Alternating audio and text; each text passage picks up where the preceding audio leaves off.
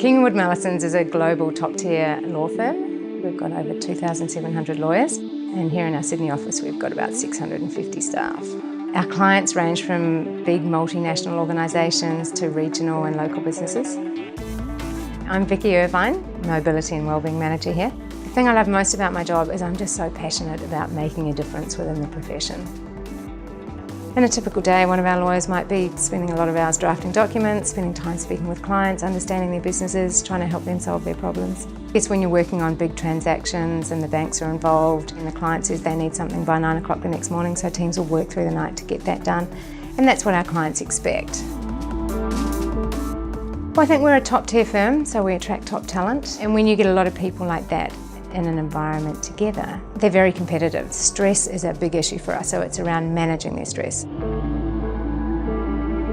Lawyers thrive when they're really busy and they're working on a big deal. So a stressed lawyer can be because they don't have enough work. We try and encourage them that when things are a bit quiet, to go home early, connect with your friends, so that you build your resilience and to stay socially connected.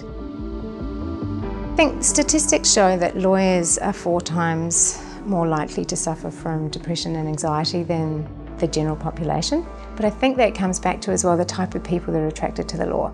Lawyers tend to be high achievers, perfectionist, very driven. There's been that reluctance to say, I'm not travelling so well. Resilience at Law was a collaboration between the top-tier law firms to take a leadership role in raising awareness and education around the impact of stress, depression and anxiety across the legal profession.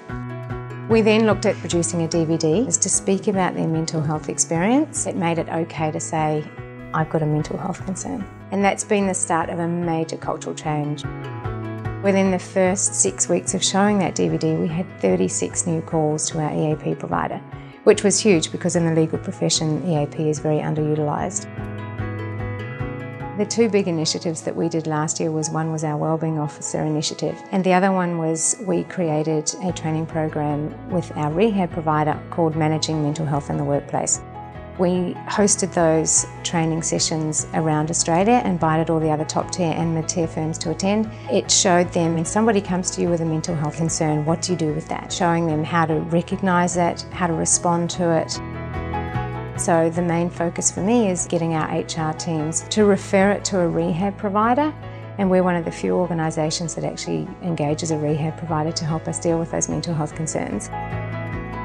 Mental health has always had a stigma attached to it right across the community, and I think the great work by Sane Australia and Beyond Blue has helped make a big difference in that area, and I think Resilience at Law has made a big difference in this stigma within the legal profession that it's now okay to talk about mental health.